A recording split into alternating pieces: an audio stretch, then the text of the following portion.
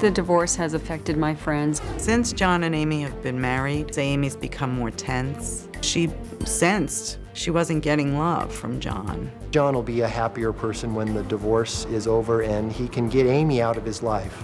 Taping Amy was the lowest form of betrayal. John was justified in taping Amy because what he's described of Amy is that she's a very good liar.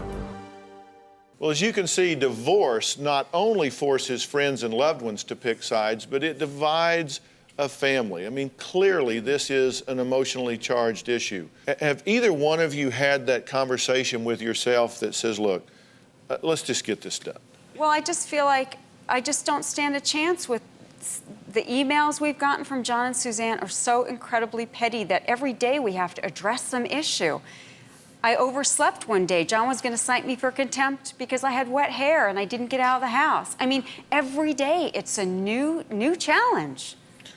How about you? Have you stepped back and just said, look, somebody has to say, I'm going to put the kids first, I'm going to put the future first, and okay, if I get dinged for $1,000 or $3,000 or I lose a mower or something, it just doesn't matter. That's a good example. I lost the mower. It was something...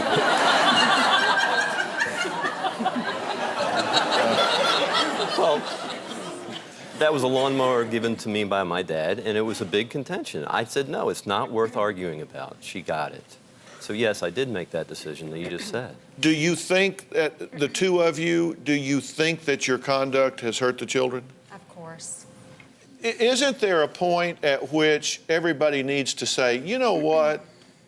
We're yelling and screaming and name-calling and fighting and tug-of-warring over stuff, and while we're doing that, the tab's running over here and these kids are picking it up. What we need to do is say, you know what?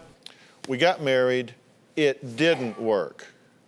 And I don't like what you did in this marriage, and I don't like what you did in this marriage, but you know what? That's over. And what we have to do now is say, what do we define as our relationship going forward? And let's find a way that when the kids see us together, it's not call the cops on your dad, you know, your mother has a boyfriend. I mean, that stuff is ridiculous, absolutely ridiculous for you people to do that. Is it not time to say instead, when they see us, they're going to see us respecting each other. They're going to see us being cordial with each other. They're going to know that they have two people in this world that love them and that they are the most important thing. And we're not going to show that to them. That's what I did when I wrote into the show.